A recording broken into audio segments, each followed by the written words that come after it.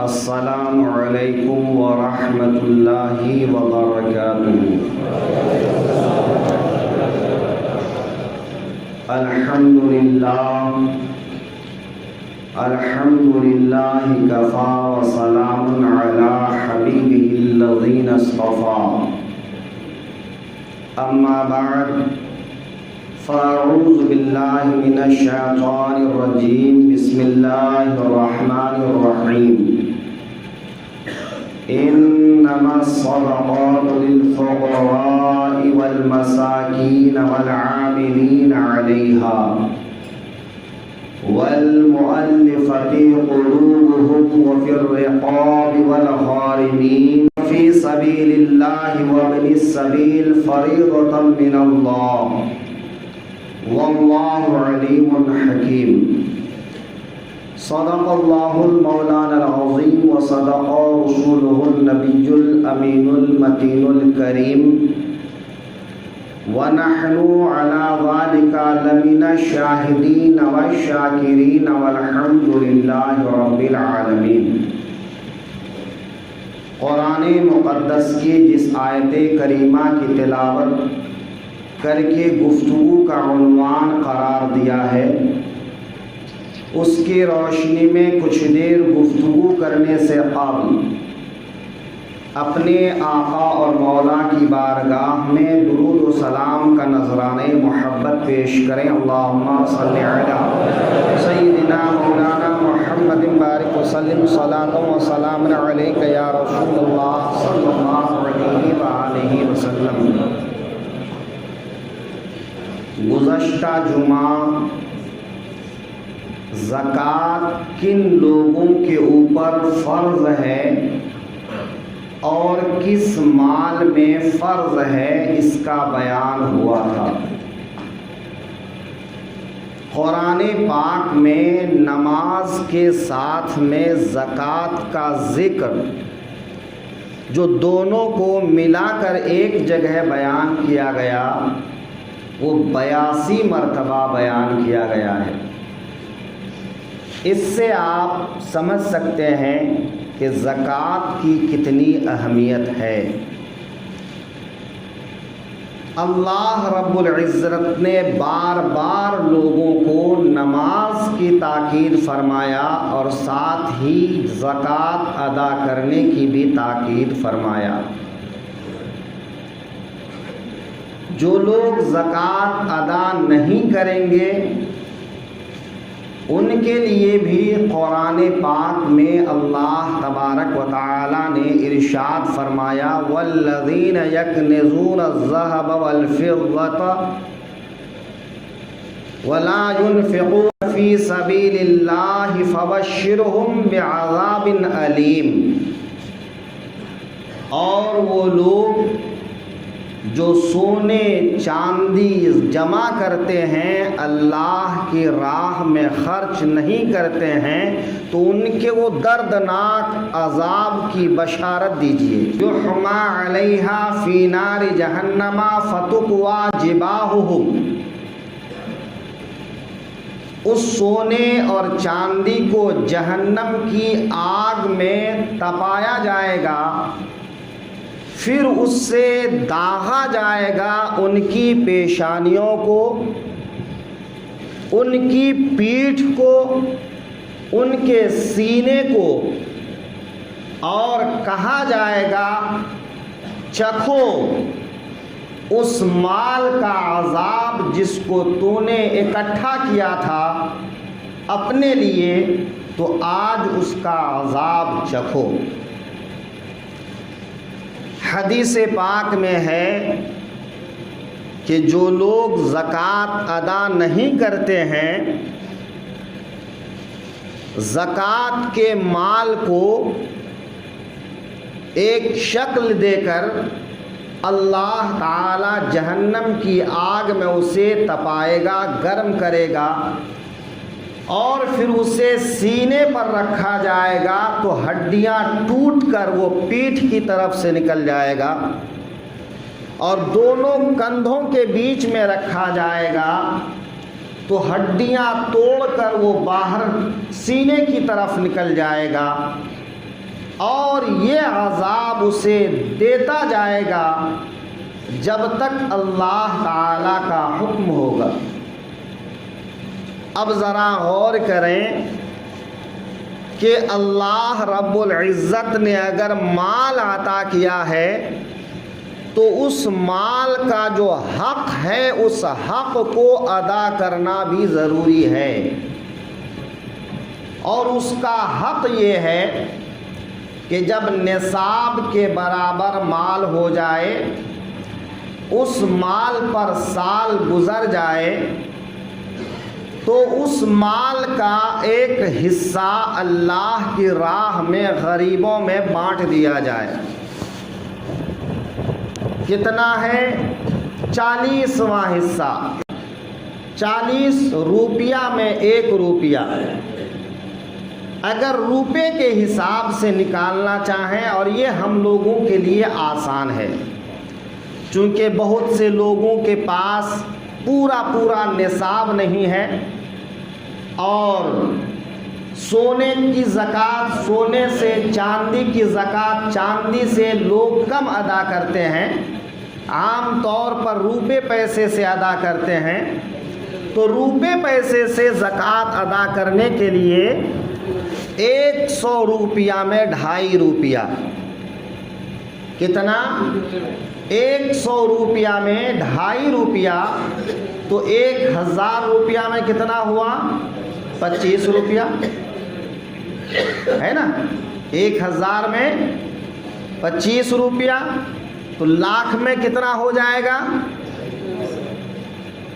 تو اس طرح سے جو ہے حساب لگاتے جائیں کہ 100 روپیہ میں 25 روپیہ۔ اب جتنی بھی آپ کے پاس رقم ہو، اس رقم کی زکوٰۃ نکالنے میں آپ کے لیے آسانی ہو جائے گی۔ آج یہ عرض کرنا ہے کہ زکوٰۃ کن کن لوگوں کو دے سکتے ہیں۔ اس سلسلے میں قرآن پاک میں اللہ تعالی نے ارشاد فرمایا، انما الصدقات للفقراء والمساکین والعاملین علیہا۔ پہلا فقیر۔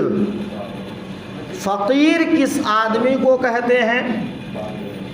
فقیر ایسا آدمی جس کے پاس کھانے کے لیے، پہننے کے لیے کچھ مال تو ہے، لیکن کھاتے کماتے ان کے پاس کبھی نصاب کے برابر مال جمع نہیں ہوتا ہے۔ نصاب کے برابر، آج کے نصاب کے لحاظ سے اگر چاندی کا نصاب لیں تو 618 گرام، اس کی قیمت جو بن جائے 45-50 ہزار، تو لم سم اتنی رقم سال بھر تک کسی آدمی کے پاس جمع نہیں رہتی ہے۔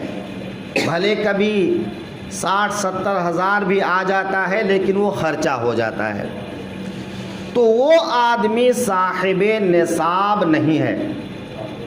اور جو آدمی صاحب نصاب نہیں ہو، وہ شریعت کی اصطلاح میں فقیر ہے، اور فقیر کو زکوٰۃ دینا جائز ہے۔ ہاں، ایسا آدمی جو کھاتا کماتا ہے، زندگی گزر بسر ہو جاتی ہے، لیکن ان کے پاس نصاب برابر مال جمع نہیں ہوتا، تو ان کو زکوٰۃ کے لیے سوال کرنا حرام ہے، ان کو مانگنا حرام ہے۔ لیکن اگر کوئی بنا مانگے دے دے، یا کبھی ایسی ضرورت پڑ گئی کہ وہ اس خرچ کو برداشت نہیں کر سکتا ہے، اچانک بیمار ہو گیا، ہاسپٹل کا بل 1,00,000 روپیہ آ گیا، اور وہ آدمی جو ہر مہینہ 20-25 ہزار پگار پر اپنا گھر چلاتا ہے، اس کے پاس 1,00,000 روپیہ اکٹھا کیسے ہوگا؟ اگر آج وہ 1,00,000 روپیہ کسی سے قرض لے کے دے بھی دیا تو 1,00,000 چکائے گا یا وہ اپنے بچوں کی پرورش کرے گا؟ تو ایسے آدمی اگر اس وقت کے لیے سوال بھی کر لیں تو جائز ہے۔ ہاں، اگر وہ اس پر عمل کرنا چاہے کہ نہیں میں سوال نہیں کروں گا، تھوڑا تھوڑا قرض ادا کروں گا، تو اللہ کے لیے اجر پائے گا۔ لیکن ایسا آدمی شریعت کی نظر میں فقیر کہلاتا ہے اور ایسے آدمی کو زکوٰۃ دینا جائز ہے۔ کچھ سفید پوش لوگ ہوتے ہیں، سفید پوش یعنی شریف لوگ ہوتے ہیں کہ جو اپنے آپ میں صاحب نصاب نہیں ہوتے اور اپنی ضرورت پوری کرنے میں بھی بمشکل گزارا کرتے ہیں، لیکن وہ کسی سے کہتے نہیں ہیں۔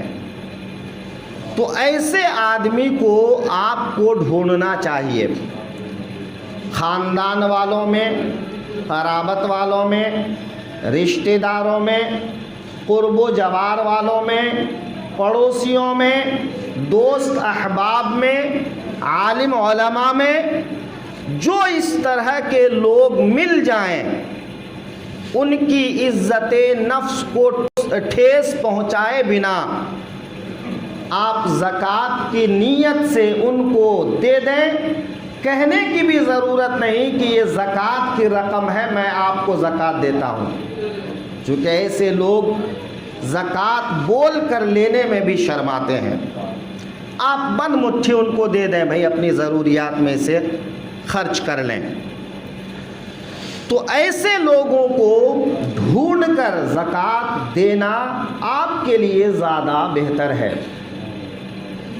ہاں، جو مانگنے والے حضرات آتے ہیں ان کے بارے میں معلوم نہیں رہتا ہے کہ وہ صاحب نصاب ہیں یا نہیں ہیں، ایسے لوگوں کے لیے حکم یہ ہے کہ وہ اگر صحیح تندرست ہیں تو ان کو سوال حرام ہے، لیکن اگر آپ زکوٰۃ کی رقم ان کو دے دیتے ہیں تو آپ کی زکوٰۃ ادا ہو جائے گی۔ حتی الامکان آپ کو معلوم کرنا ہوگا کہ یہ آدمی صاحب نصاب ہے یا نہیں۔ اگر معلوم پڑ جائے کہ صاحب نصاب ہے پھر بھی مالدار بننے کے لیے یہ زکوٰۃ وصول کر رہا ہے تو اسے مت دیجیے۔ اگر معلوم نہیں ہے یا یہ معلوم ہے کہ یہ آدمی صاحب نصاب نہیں ہے تو اس کو زکوٰۃ دے سکتے ہیں۔ تو پہلا فقیر، دوسرا لفظ آیا ہے والمساکین، یہ مسکین کی جمع ہے۔ مسکین کہتے ہیں ایسے آدمی کو جن کے پاس نہ کھانے کے لیے ہو اور نہ پہننے کے لیے ہو، یہاں تک کہ انہیں کھانے اور پہننے کے لیے کسی اور سے سوال کرنا پڑے، تو ایسے آدمی کو سوال کرنا جائز ہے۔ تو فقیر کے مقابلے میں مسکین زیادہ ضرورت مند ہے، تو مسکین کو زیادہ دینے کی ضرورت ہے۔ اگر آپ کے آس پاس کوئی ایسا آدمی ہے جن کے پاس کھانے بھر کا نہیں ہے، جن کے پاس پہننے بھر کا نہیں ہے، تو ان کو زکوٰۃ کی رقم پہنچائیے، ان کو زکوٰۃ دیجیے۔ زکوٰۃ دینے کے لیے ایک ساتھ میں کتنی زکوٰۃ دی جائے کسی فقیر کو یا کسی مسکین کو؟ اگر نصاب برابر زکوٰۃ ایک ہی آدمی کو دینا ہے تو نصاب برابر یعنی اتنی زکوٰۃ کی رقم ایک آدمی کو دے دینا کہ نصاب تک پہنچ جائے، یہ مکروہ ہے۔ لیکن اگر دے دیے تو زکوٰۃ ادا ہو جائے گی۔ اگر وہ آدمی قرض دار ہے کہ اگر اتنی رقم قرض میں مجرا کرے، وضع کرے تو اس کے پاس نصاب نہیں بچتا ہے، نصاب میں گھٹ جاتا ہے، تو ان کو نصاب برابر یا نصاب سے زیادہ زکوٰۃ دینا بھی جائز ہے۔ یا ایسا آدمی ہے جو بال بچے والا ہے، نصاب برابر یا نصاب سے زیادہ ایک ساتھ دیا، لیکن اگر وہ پیسہ ان کے بچوں پر، بیوی پر تقسیم کر دیا جائے تو کسی کے پاس بھی نصاب برابر نہیں ہوتا ہے، تو ان کو بھی ایک ساتھ اتنی موٹی رقم دے سکتے ہیں۔ لہذا اگر کسی ضرورت مند کو 40، 50، 60 ہزار زکوٰۃ کی رقم بھی دینا ہو تو دے سکتے ہیں۔ قرض دار ہو تو اس میں کراہت بھی نہیں، بال بچے دار ہو تو اس میں کراہت بھی نہیں، لیکن یہ دونوں صورت نہ ہو تو دینا مکروہ ہے لیکن زکوٰۃ ادا ہو جائے گی۔ بہرحال مسکین، تو مسکین کو زکوٰۃ دینا چاہیے۔ تیسری چیز قرآن پاک میں آیا ہے والعاملین، عامل کہتے ہیں بادشاہ اسلام کی طرف سے جس آدمی کو زکوٰۃ صدقہ وصولنے کے لیے مقرر کیا گیا ہو، اسلامی سلطنت ہو اور مسلمان بادشاہ اس کو زکوٰۃ وصولنے کے لیے مقرر کیا ہو، تو اس آدمی کو براہ راست ان کو زکوٰۃ دے سکتے ہیں، اگرچہ وہ اپنے گھر میں مالک نصاب ہو، ان کو زکوٰۃ دے سکتے ہیں۔ عاملین کو زکوٰۃ دے سکتے ہیں، ڈائریکٹ ان کو زکوٰۃ کی رقم دے سکتے ہیں۔ ہاں، زکوٰۃ کی رقم ان کی محنت کا معاوضہ ہے، اتنی نہ دیا جائے کہ جتنی وہ وصول کر لایا ہے اس سے آدھے سے زیادہ ہو جائے، کہ جتنی رقم وہ وصول کر لایا ہے اس میں آدھے سے زیادہ اس کو دے دینا جائز نہیں ہے۔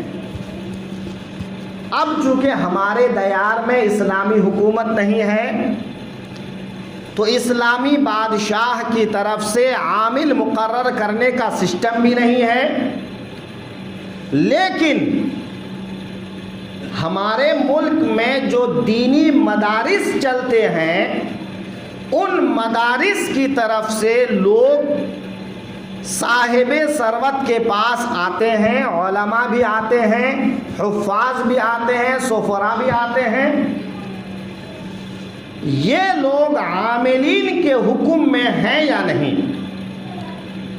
یہ اس اعتبار سے عاملین میں ہیں کہ ان کے کام کا معاوضہ ناظم کی طرف سے، مدرسے کے ہیڈ کی طرف سے دینا جائز ہے، اور اس لحاظ سے نہیں کہ ڈائریکٹ ان کو زکوٰۃ کا مالک بنا دیا جائے تو وہ مالک ہو جائے، وہ ڈائریکٹ زکوٰۃ کا مالک نہیں ہو سکتا ہے، وہ اپنے خرچ کے لیے زکوٰۃ نہیں لے سکتا ہے۔ ہاں، زکوٰۃ کی رقم زکوٰۃ دینے والوں کی طرف سے لے کر مدرسے کے ناظم، مدرسے کے ہیڈ تک پہنچانے کے لیے وہ وکیل ہوتے ہیں، اور اس وکالت کا اگرچہ وکالت میں معاوضہ نہیں ہوتا، لیکن اس وکالت پر ناظم اعلیٰ پہلے اس زکوٰۃ کی رقم کو شرعی طور پر ہیلا کر لے، اور شرعی طور پر ہیلا کرنے کے بعد ان کو معاوضہ دے دے۔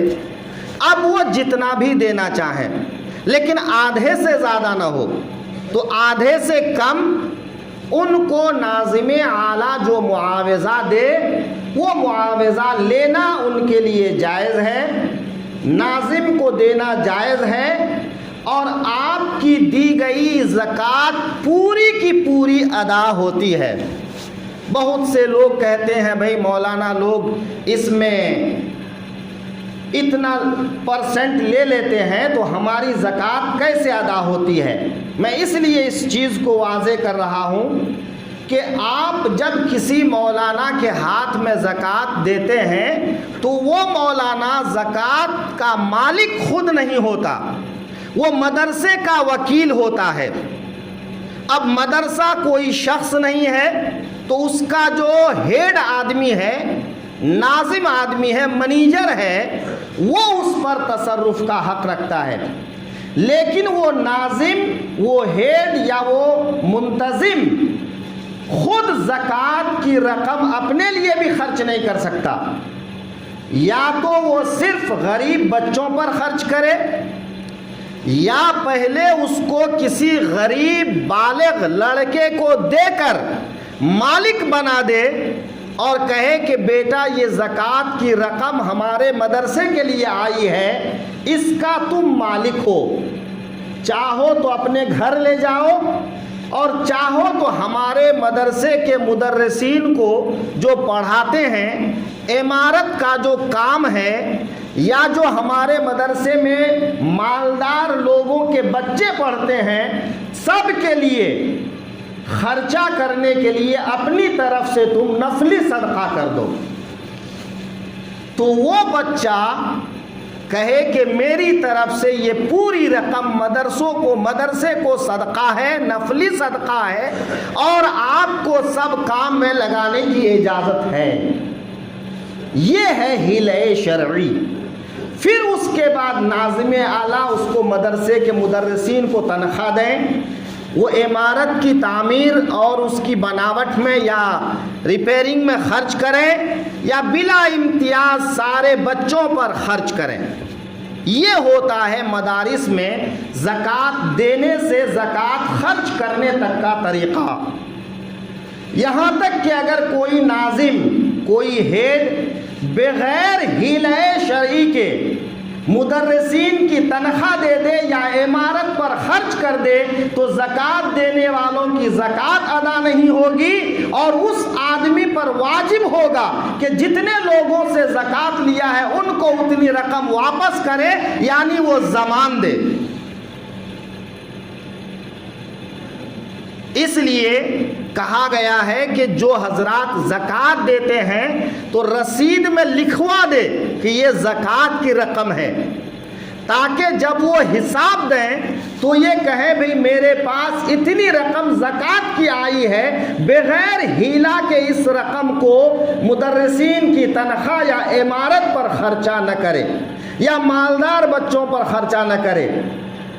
تو یہ دین اور دیانت کا معاملہ ہے۔ آپ تو دے کے فارغ ہو جاتے ہیں، اب لے جانے والے کی ذمہ داری ہوتی ہے اور خرچ کرنے والے کی ذمہ داری ہوتی ہے کہ آپ کا وکیل بن کر اس رقم کو ایسے خرچ کرے کہ آپ کی زکوٰۃ بھی ہو جائے اور دین کا کام بھی ہو جائے۔ مدارس کے لیے حیلۂ شرعی کو جائز اس لیے رکھا گیا کہ بھئی آج کل مدارس کی سرپرستی کرنے کے لیے کوئی بادشاہ اسلام نہیں ہے۔ پہلے زمانے میں مسلمان بادشاہ مدارس، خانقاہ، مسافر خانہ کی سرپرستی کرتے تھے، ان کے سارے اخراجات جاگیروں سے پورا کرتے تھے۔ اب چونکہ ایسا کوئی سسٹم نہیں ہے تو مسلمانوں کی مذہبی ذمہ داری ہے کہ وہ اپنے علماء کے لیے ایک بندوبست کریں، دین کو آگے لے جانے کے لیے بندوبست کریں، اور اس کے لیے ضروری ہے مدارس اسلامیہ۔ تو مدارس اسلامیہ کے لیے حیلۂ شرعی کے بعد زکوٰۃ کا استعمال جائز کہا گیا۔ بہرحال عاملین۔ چوتھے نمبر پر ہے مؤلفۃ القلوب، لیکن اس کو اب فقہائے کرام نے منع کر دیا ہے۔ مؤلفۃ القلوب کہتے ہیں ایسا شخص جو ابھی مسلمان نہیں ہوا ہے لیکن مسلمانوں سے ملنا جلنا ہے اور امید ہے کہ اگر اس کو زکوٰۃ سے اس کی مدد کی جائے تو یہ آدمی مسلمان ہو جائے گا۔ تو ایسے آدمی کو مسلمان بنانے کے لیے ہونے کے لیے زکوٰۃ دینا جائز ہے، لیکن یہ اسلام کے ابتدائی دور تک محدود تھا، اب یہ نہیں رہا کیونکہ اسلام مکمل ہو چکا۔ اللہ نے اعلان فرما دیا الیوم اکملت لکم دینکم، کہ اے لوگوں، میں نے تمہارے لیے تمہارا دین مکمل کر دیا، وَأَتْمَمْتُ عَلَيْكُمْ نِعْمَتِي، ہے نا؟ تو دین مکمل ہو چکا، اب جو ہے مؤلفۃ القلوب نہیں رہا، لہذا اس لسٹ سے اس کو خارج کر دیا گیا ہے۔ 5ویں نمبر پر ہے رقاب۔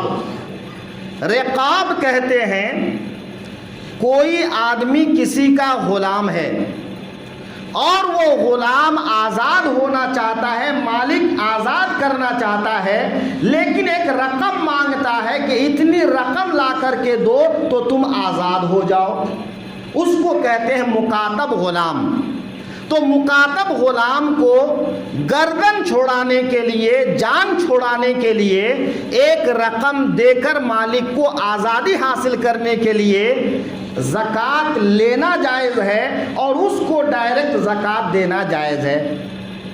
اب جب غلامی نہیں رہی تو یہ قسم بھی ختم ہو گئی، لیکن آج کل جو نوجوان یا جو بھی مسلمان بے گناہ قید و بند کی مصیبت جھیل رہے ہوتے ہیں، ان کی رہائی کے لیے اگر اس رقم سے مدد کی جائے تو جائز ہونا چاہیے۔ اب چاہے وہ حیلہ شرعی کر کے ہی ہو، لیکن ایسے لوگوں کو چھڑانے کے لیے مسلمانوں کو مدد کرنا چاہیے، جو کہ بہت کم ہو رہا ہے، کچھ لوگ کر رہے ہیں۔ افسوس ہوتا ہے کہ ہماری جماعت میں کوئی ایسا نظام نہیں ہے، اور لوگوں کے یہاں ہے، وہ لوگ یہ کام کر رہے ہیں۔ جمعیت علماء ہند وغیرہ یہ کام کرتے ہیں کہ وہ اپنے وکیل کر کے ان کی طرف سے جرح کرتے ہیں اور بہت سے لوگوں کو قید و بند کی مصیبت سے چھڑاتے ہیں۔ یہی وجہ ہے کہ آج وہ پھیل رہے ہیں۔ ہماری طرف سے ایسے لوگوں کو بے یار و مددگار چھوڑ دیا جاتا ہے، اس لیے لوگ ہماری طرف اب کم ہیں۔ اس لیے میں درد مند سنی با اثر لوگوں سے عرض کرتا ہوں کہ وہ لوگ کوشش کریں، ایسا نظام بنائیں کہ ایسے لوگوں کی مدد کرنے کے لیے کوئی پینل تیار کریں، جماعت تیار کریں، اور ایسے بے قصور لوگوں کی رہائی کے لیے کوشش کریں۔ ایک بات یاد رکھیے، عمل کی دنیا ہے، صرف دعا سے کام نہیں چلتا ہے، محنت کرنی پڑتی ہے، عمل کرنا پڑتا ہے، کچھ کام کرنا پڑتا ہے۔ جب کام کرتے ہیں تو نام ہوتا ہے، جب نام ہوتا ہے تو لوگ اس پر قائم رہتے ہیں۔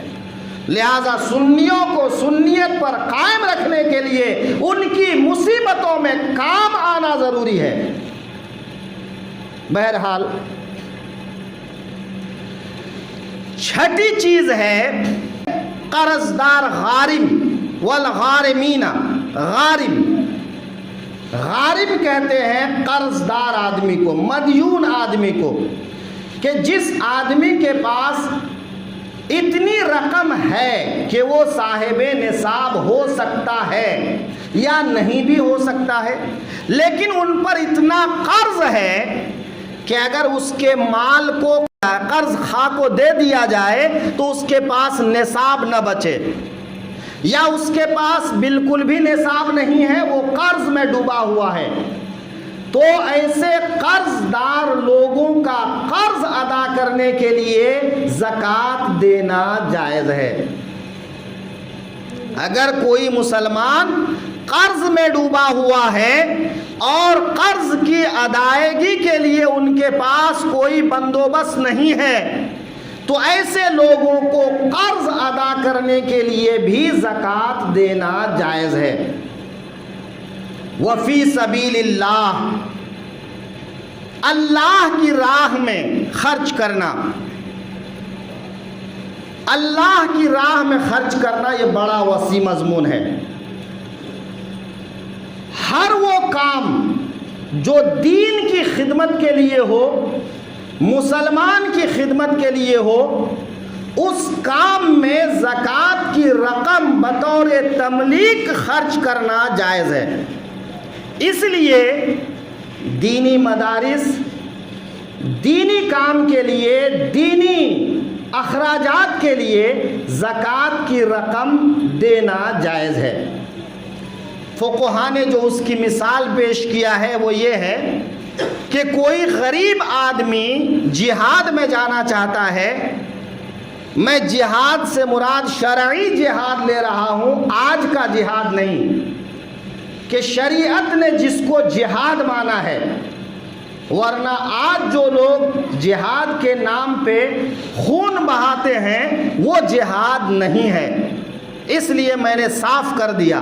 تو شرعی جہاد اگر ہو، کوئی غریب شرعی جہاد میں شریک ہونا چاہتا ہے لیکن اس کے پاس نہ تو ہتھیار ہے اور نہ سواری ہے اور نہ کھانے پینے کا بندوبست ہے، تو ایسے آدمی کی مدد کرنا زکوٰۃ کی رقم سے جائز ہے۔ لہٰذا اس میں وہی بات یاد رکھی جائے جو میں نے عرض کیا کہ شرعی جہاد مراد ہے، یہ آج کا جہاد مراد نہیں ہے۔ آٹھویں چیز، آخری چیز، ابن سبیل۔ ابن سبیل کہتے ہیں مسافر کو، ایسا مسافر جس کے پاس گھر میں نصاب کے برابر پیسہ ہے، مال ہے، لیکن حالت سفر میں اس کا مال گم گیا یا اس کا مال خرچ ہو گیا، اب اس کے پاس خرچ کے لیے رقم نہیں بچی ہے، تو ضرورت کی مقدار میں اس کو زکوٰۃ دینا جائز ہے۔ یعنی اتنی زکوٰۃ دیں کہ وہ کھاتے پیتے اپنے گھر تک پہنچ جائیں، تو اس آدمی کے لیے جائز ہے کہ وہ اتنی رقم زکوٰۃ میں سے لے لے۔ تو اب کیا ہو گیا؟ فقیر، مسکین، عاملین، مؤلفۃ القلوب، رقاب، غارمین اور فی سبیل اللہ، ابن سبیل، تو اس میں سے مؤلفۃ القلوب کو الگ کر دیا گیا ہے۔ تو 7 قسم کے لوگ ہیں کہ ان کو زکوٰۃ دینا جائز ہے۔ اپنے لوگوں میں کن کو زکوٰۃ دے سکتے ہیں، کن کو زکوٰۃ نہیں دے سکتے ہیں، یہ سوال بار بار ذہن میں آتا ہے۔ تو اصول اور فروع، اصول کہتے ہیں آپ جن سے پیدا ہوئے ہیں، لہذا باپ، ماں، دادا، نانا، دادی، نانی، اوپر تک چلے جائیں۔ اگر کسی کی 2-4 پشت کے اوپر بھی کوئی حیات سے ہیں، ہو سکتے ہیں، یہ کوئی محال چیز تو نہیں ہے، اللہ کسی کی عمر دراز کر دے، تو اوپر تک اگر کوئی ایسے لوگ ہیں تو ان کو زکوٰۃ دینا جائز نہیں ہے۔ زکوٰۃ نہیں دینے کا مطلب یہ کہ آپ اس کو اپنی روٹی میں سے کھلائیں گے، اپنے کپ پہننے میں سے ان کو پہنائیں گے۔ آپ پر فرض ہے کہ آپ ان کو اپنے ساتھ میں کھلائیں، اپنے ساتھ میں پہنائیں، کیونکہ ان کا اتنا احسان ہے کہ انہوں نے آپ کو اس دنیا میں لایا ہے۔ تو جن سے آپ پیدا ہوئے ہیں ان کو زکوٰۃ نہیں، ان کو تو آپ کی روٹی کا آدھا حصہ چاہیے۔ جو آپ سے پیدا ہوا، فروع کہتے ہیں ان کو، بیٹا، بیٹی، پوتا، پوتی، نواسا، نواسی، یعنی بیٹے کی اولاد اور بیٹی کی اولاد نیچے درجے تک جہاں تک چلے جائیں ان کو زکوٰۃ دینا جائز نہیں، اس لیے کہ وہ آپ کے مال کا حقدار ہے، آپ کے مال کے میل کا حقدار نہیں ہے، لہذا وہ آپ کی تھالی میں بیٹھ کر کھائے گا، آپ اس کو منع نہیں کریں گے اگر ان کو ضرورت ہے تو، ورنہ یہ مطلب نہیں کہ بیٹا جوان ہے، تندرست ہے، پھر بھی باپ کو کھلانا ضروری ہے، ایسا نہیں ہے۔ بیٹا جوان ہو گیا، وہ اپنا کمائے اپنا کھائے، لیکن اگر بیٹا لاچار مجبور ہے، معذور ہے، تو زندگی بھر اگر آپ کے پاس مال ہے تو اس کی کفالت کرنا ہے۔ بہرحال اصول اور فروع جن سے آپ پیدا ہوئے، جو آپ سے پیدا ہوئے، ان کو نہیں دے سکتے، یہ قاعدہ کلیہ ہوا۔ اب اس کے علاوہ آپ رشتہ داروں میں دیکھیں، ماموں، خالو، پھوپھا، اسی طرح سے پھوپھی، خالائیں، بہنیں، ان کو زکوٰۃ دے سکتے ہیں۔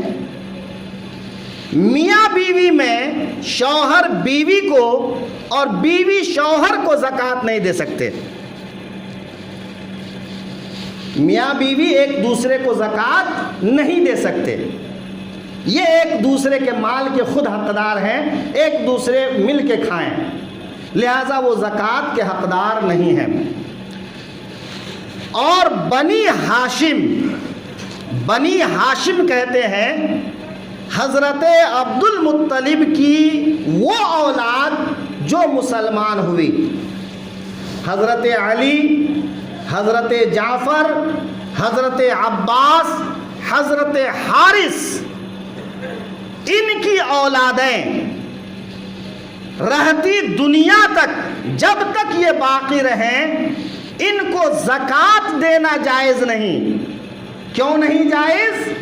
اس لیے کہ یہ اللہ کے رسول کے قرابت دار ہیں، یہ اپنے خاص مال سے ان کی مدد کرنا مسلمانوں پر واجب ہے۔